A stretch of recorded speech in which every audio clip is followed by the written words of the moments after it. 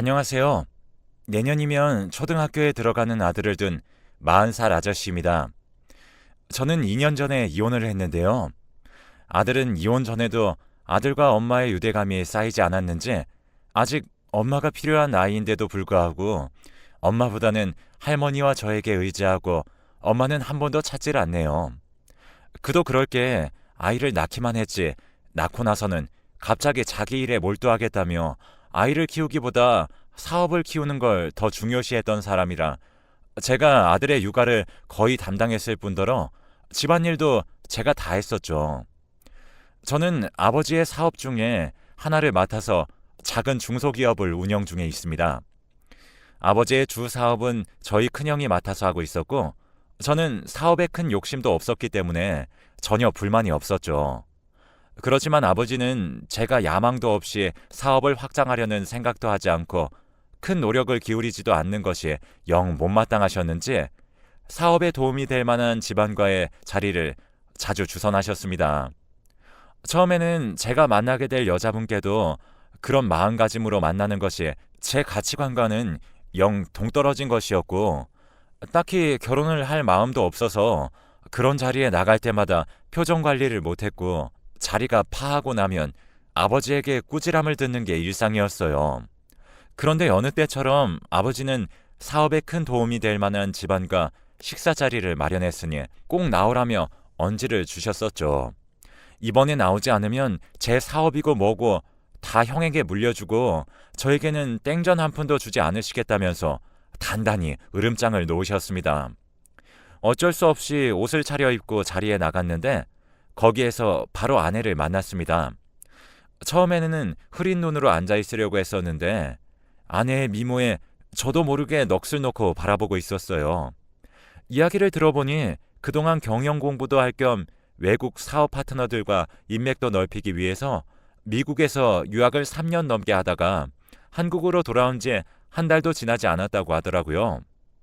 이제 슬슬 결혼도 생각해야 하는 나이니 좋은 상대가 나타나면 얼마든지 결혼할 거라는 말도 덧붙였습니다. 상대편도 저희 집안과 제가 꽤나 마음에 들었는지 그 말을 한 후에는 일제히 저에게로 시선이 쏠리더라고요.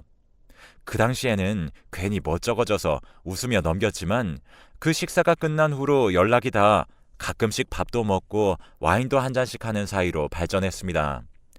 그러면서 이런저런 이야기를 할수록 저와 인생 가치관도 너무 잘 맞고 성격도 서로 닮아 있으면서도 부족한 부분을 채워주었습니다. 만날수록 서로 인연이다 싶었는지 자연스럽게 연인 사이로 발전했습니다. 양가 집안 어른께 알리면 바로 결혼을 하라고 등 떠미실 것 같은 예감에 저와 아내는 각자 집에는 말하지 않고 조심스럽게 연애를 했습니다. 아내는 연애를 시작하면서 먼저 규칙을 정했는데 바로 혼전순결이었습니다. 자기가 미국에서 사는 동안 자유로운 성생활을 하는 친구들을 너무 많이 봐서 자기는 오히려 결혼도 하지 않고 그런 행위를 하는 것 자체에 거부감이 생겼다면서 혼전순결만은 꼭 지키고 싶다고 했습니다. 미국에서 살다가 와서 오히려 너무 개방적인 사람이면 어쩌나 싶었는데 오히려 그렇게 말해주니 마음을 놓을 수 있었습니다. 그 후로 1년을 연애하면서 아내와 저는 스킨십보다는 정신적인 교감을 더 중요시했습니다. 그리고 이야기를 할수록 점점 더 아내에게 빠져든 저는 아내에게 이제 그만 결혼하자고 이야기를 먼저 꺼냈고 다행히 아내도 저와 같은 생각이었는지 지체 없이 좋다고 해주었습니다. 그 후로 저희는 양가 부모님들께 저희가 연애를 해왔다는 사실을 알리고 결혼 허락을 구했습니다. 저희 부모님은 영 제가 여자에 관심이 없는 줄 알았는데 어쩜 그렇게 복덩이 같은 색시를 구할 생각을 다 했냐고 하시면서 저를 칭찬해 주셨어요. 그렇게 저 때문에 기뻐하시는 모습을 본 게 너무 오랜만이라 저도 덩달아 기분이 좋아졌었죠. 장인어른과 장모님도 마찬가지였습니다. 아내는 좋은 사람이 나타나면 결혼하겠다는 말을 했지만 워낙에 눈이 높아서 그동안 남자를 데려온 적이 한 번도 없었다며 굉장히 기뻐하셨다고 전해 들었습니다. 교제 사실을 알린 후부터 결혼까지는 순식간이었습니다. 결혼식을 준비하면서 예비 부부들이 그렇게 싸운다는 이야기를 들어서 저희도 그러면 어쩌나 싶었는데 늘 그래왔듯이 아내와 제 의견은 늘 일치했고 덕분에 큰 다툼도 문제도 없이 결혼식까지 치르고 신혼여행을 다녀왔습니다. 아내와 신혼여행에서 생긴 아이가 바로 지금 제 아들입니다. 저희 부모님은 그 소식을 듣고 정말 복덩이가 굴러 들어왔다면서 처음으로 형보다 더 많은 관심 아래 신혼을 보냈습니다. 물론 신혼을 즐기지 못한 채 아이가 바로 생겨버려서 조금 아쉬웠긴 했지만 제 나이도 30이 넘었으니 조금만 더 늦었으면 너무 늙은 부모가 되는 건 아닐까 걱정도 했었거든요. 아내도 저보다 어렸지만 그래도 30이 넘는 나이였었거든요. 하지만 아들을 낳은 후 아내는 육아보다 일에 매진하기 시작했습니다. 물론 아내가 하고 있는 사업이 훨씬 더 크고 돈도 더 많이 벌 수 있는 건 맞았지만 아내는 엄마로서의 역할은 전혀 하려고도 하지 않았습니다. 아이가 젖을 떼기도 전에 일을 하러 여기저기 거래처를 돌아다니며 계약을 따내기에 급급했습니다. 아이도 아이지만 아내의 몸도 걱정이 되었죠. 자기는 튼튼해서 괜찮다고는 했지만 한 번은 회사에 출근을 하다가 운전 도중에 갑자기 실신을 해서 크게 교통사고가 났습니다. 크게 다친 건 아니었지만 너무 놀라 온 가족이 가슴을 쓸어내렸었네요. 그런데도 아내는 쉬지 않고 일을 했습니다. 장인어른도 그런 아내를 보고 회사 일은 몸부터 괜찮아지고 나서 하라며 집으로 돌려보내셨습니다. 하지만 집에만 있는 것이 답답했던 것인지 아내는 집에 있는 동안 우울증에 걸려 아이를 돌보지도 않고 내내 잠만 잤어요. 저도 어엿한 회사를 운영하는 사람이었는데 아내와 아이를 돌보느라 회사는 어떻게든 어영부영 굴러가게끔만 만들어 놓기 바빴습니다. 아버지는 그런 제 모습을 보고 제가 늘 그렇다는 식으로 이야기하시면서 어떻게 가정이며 회사며 둘 다 제대로 하는 일이 없냐면서 저를 나무라셨죠. 저도 제 스스로 자괴감을 느꼈지만 제가 손을 놓으면 아버지 말처럼 늘 뭐 하나 제대로 하지 못하는 놈이 될 것 같은 느낌이 들었었죠. 예전이라면 그렇게 해버리고 흘러가는 대로 놔뒀을지도 모르지만 아들을 보며 부끄러운 아빠보다는 자랑스럽고 멋있는 아빠가 되고 싶었습니다. 아내에게도 믿음직스러운 남편으로 있고 싶었고요. 그래서 정말 이악 물고 하루에 3-4시간을 쪽잠을 자가면서 아내를 돌봐주고 밤마다 우는 아이를 달래고 회사를 운영했습니다. 그러다 보니 저도 정말 제 몰골을 보면 안쓰럽다는 생각에 절로 들 정도로 다크서클이 심하게 내려오고 살이 쏙 빠졌었습니다. 장인어른은 1년 만에 얼굴이 퍽 상해버린 저를 보시고서는 고생이 많다며 저에게 미안해하셨습니다. 그래도 장인어른이 도와주신 덕분에 제 사업도 크게 영역을 확장해 나가고 있었고 좋은 기회들도 많이 생겼어요. 그러다 미국까지 사업을 확장하는 게 좋을 것 같다는 회사 내부의 의견이 나왔습니다. 심지어 꽤 좋은 아이템이었기 때문에 놓칠 수가 없어서 제가 직접 미국으로 가서 최소 3개월은 한국과 미국을 왔다 갔다 하며 사업을 정착시켜야 했습니다. 아내와 태어난 지 2돌도 지나지 않은 아이를 한국에 두고 떠나기에는 마음이 불편해져서 고민하고 있던 찰나에 아내가 먼저 저에게 함께 미국에 가서 있으면 안 되냐고 물어봤습니다. 자기도 미국에서 살았었고 한국에서 일도 못하고 이렇게 집에만 있을 바에는 차라리 미국에 가서 쉬는 게 나을 것 같다면서요. 아내가 그렇게 이야기해주니 저는 그동안 고민하던 것들이 싹 정리가 되었습니다. 덕분에 조금 더 홀가분하게 미국으로 떠날 수 있었습니다. 미국으로 건너간 후 아내는 유학 시절의 친구들도 만나고 한국에서 생활할 때보다는 훨씬 더 밝아진 얼굴이었습니다. 여전히 아들을 돌보는 일은 뒷전이었지만 아내도 이제 겨우 몸도 마음도 놓았는데 아들을 돌보라고 떠맡겼다가는 다시 안 좋아지면 어떡할까 싶어 제가 베이비시터와 번갈아가며 돌보았죠. 저는 아내가 알아서 친구들을 만나고 잘 놀면서 스트레스를 풀고 들어오는 것만으로도 충분히 편해졌습니다. 미국에서 저는 갖은 회사의 거래처를 돌아다니면서 처음으로 사업을 엄청나게 확장시켜 나갔고 장인어른도 자신이 알고 있던 인맥을 꽤나 많이 소개시켜 주셨습니다. 가끔은 아내가 직접 저에게 도움이 될 만한 사업가들을 저에게 소개시켜 주기도 했었고요. 그러던 중 한 백인 사업가를 소개시켜 주었는데 자기가 유학 생활을 할 때 큰 도움을 받았던 친구라고 했습니다. 아내가 소개해 준 친구 덕분에 수월하게 계약을 척척 진행해 나갈 수 있었습니다. 그래서 고마운 마음에 잠시 머물고 있는 저희 숙소에서 직접 만든 저녁이라도 대접하고 싶다고 하니 호탕하게 웃으면서 자기는 한국의 불고기를 너무 좋아한다며 불고기를 꼭 해달라고 했습니다. 그리고 초대한 저녁 식사에는 그 친구와 친구의 딸이 함께 방문했습니다. 알고 보니 미혼부였던 그 친구는 4살이 된 딸을 혼자 키우고 있었습니다. 자기 딸의 엄마도 동양인이었다면서 그래서 가끔은 딸에게 한국식으로 음식을 해줬는데 그때 저희 아내가 메신저로 많이 알려주었었다며 고마운 친구라고 했었습니다.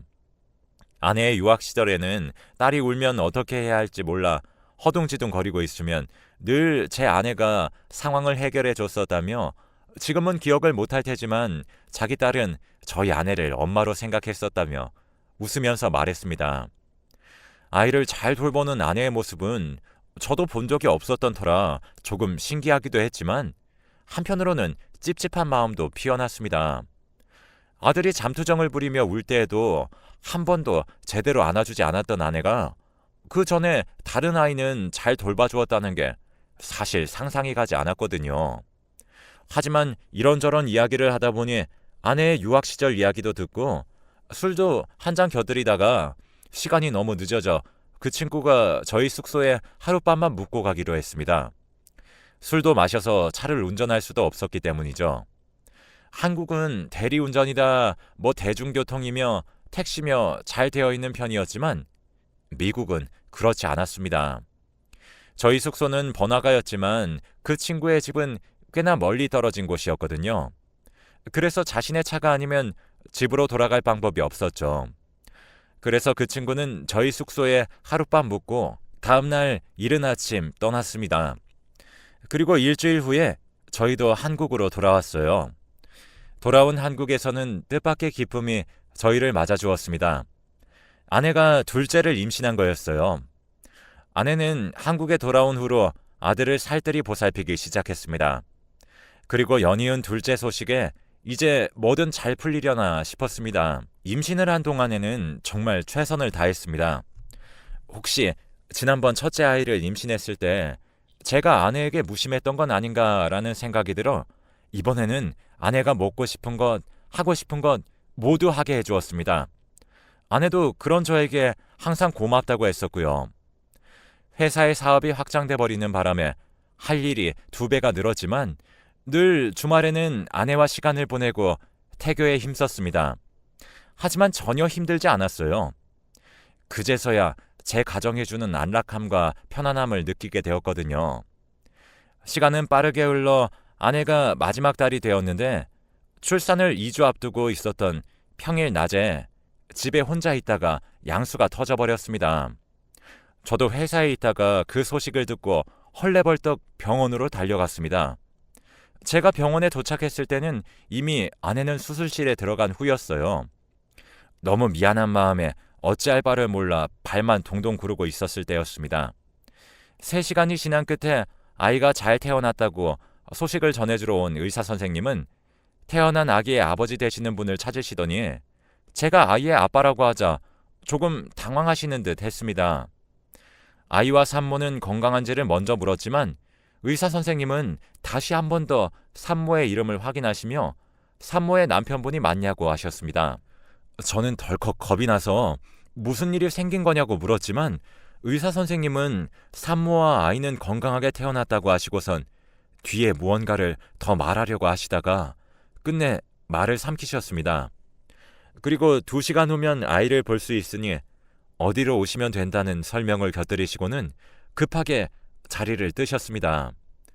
저는 먼저 아내의 상태부터 확인했습니다.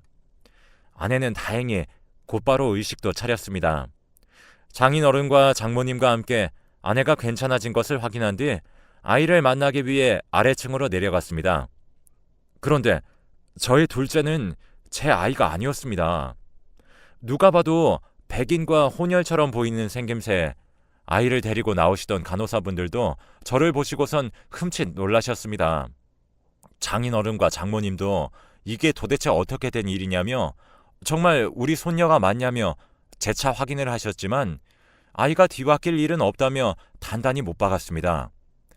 한참을 우리 아이가 맞다 아니다로 실랑이를 하고 있던 중에 뒤늦게 소식을 들으신 저희 부모님께서 도착하셨습니다.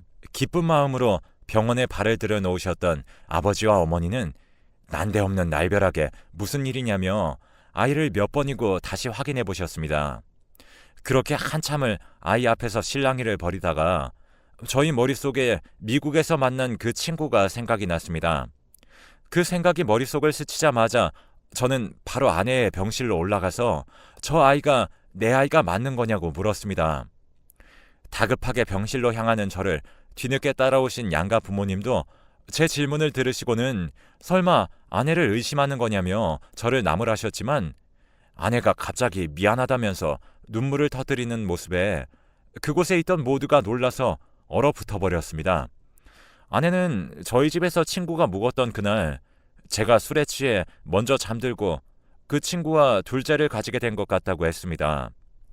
사실 그 친구의 딸도 자기 아이라면서 거기서 혼인은 하지 않고 사실혼 관계로 2년을 지내다가 그 친구와 헤어지고 홧김에 한국에 들어온 거라고 털어놓았습니다. 저에게 혼전 순결을 유지하자고 했던 것도 혹시나 또 아이가 생겨버릴까 봐였습니다. 저와 사귈 때까지만 해도 다시 미국으로 돌아가서 그 남자를 만날 생각이 있었던 것이었습니다.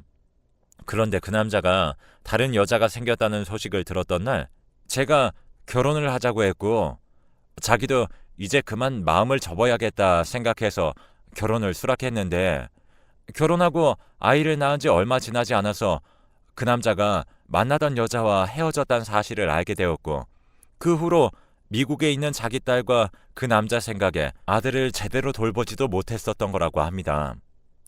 그러면서 미안하다고 펑펑 울면서 자기가 잘못했다면서 이번에 그 남자랑 완전히 끝냈다고 다시는 이런 일 없을 거라며 한 번만 용서해달라고 했습니다. 하지만 한 번만 용서할 일이 있고 없는 일이 있지 이걸 어떻게 넘어갈 수 있겠습니까? 저는 둘째는 당신이 데리고 살고 첫째는 지금까지처럼 내가 키울 테니 그 절절한 사랑 노름하러 그 남자 곁으로 떠나라고 했습니다. 순식간에 가정을 파탄내놓고 어디 뻔뻔하게 용서를 구하고 있냐면서요. 아들에게 부끄럽지도 않냐고 하니 이제부터 정말 좋은 엄마가 되도록 노력하겠다면서 방금 수술을 끝내고 나온 몸으로 빌고 또 빌었습니다. 하지만 그럴수록 하얗디 하얀 둘째의 얼굴이 떠올라 그렇게는 안 되겠다고 하고 병실을 뛰쳐나왔습니다. 장인어른과 장모님은 그제야 제정신이냐며 어디 집안 망신을 이렇게 시키는 거냐며 소리를 치는 것이 병실 밖까지 새어나왔습니다. 저희 부모님은 세상에 어떻게 이런 일이 있냐면서 그대로 알아누우셨습니다. 저는 그 이후로 이혼 소송을 했고 위자료며 양육비며 원체 있는 집안이니 어마어마하게 받을 수 있었습니다. 저도 먹고 사는데 그다지 돈이 부족한 건 아니지만 뭐라도 받아내야 할 것 같더라고요. 그리고 아내는 그 후로 집에서 쫓겨나서 호적에서도 파이고 그렇게 열정을 쏟아붓던 회사에도 강제로 그만두게 되었다고 들었습니다. 그리고 장인어른과 장모님이 직접 저에게 찾아와 미안하다며 자기들이 다 딸을 잘못 키운 탓이라며 언제든 도움이 필요하면 말하라고 해주셨어요. 장인어른과 장모님이 좋으신 분들이라 차라리 다행이었습니다. 아내 편만 들어주시는 분들이었다면 어떻게 됐을지 상상만 해도 끔찍하네요. 그리고 아버지와 어머니도 처음에는 모자란 녀석이라며 화를 내시다가 제가 조금 안쓰러우셨는지 먼저 아들을 돌봐주시겠다면서 직접 저희 아들을 데리고 여기저기 놀러도 다녀주십니다. 그 후로 아내는 아들이 다니던 유치원을 몇 번 찾아왔다고도 전해 들었어요. 그런데 아들이 엄마를 따라가지 않겠다고 했는지 유치원 선생님이 저에게 전화가 와서 다행히 그 여자 손에 아들이 넘어가는 일은 없었습니다. 그 후로도 몇 번을 찾아왔었지만 미리 선생님께 이야기해두어서 아들의 털끝도 구경하지 못하고 돌아갔다고 합니다. 그리고 저에게도 새벽에 가끔씩 연락이 왔었는데 그 번호를 차단하고 저도 번호를 바꿔버렸습니다. 이제는 평화로운 일상을 보내고 있습니다. 그 여자 때문에 버린 시간이 아깝긴 하지만 그 시간이 아니었다면 지금 제 아들을 볼 수 없었을 테니까요. 요즘은 유치원에서 뭘 한가득 그려오고 만들어 와서 저에게 선물해주기 바쁘더라고요. 덕분에 웃을 일이 자꾸 생기네요. 이제는 저와 아들 둘이서 함께 잘 살아보려고 합니다. 아들 덕분에 행복하네요. 여러분들도 행복하세요.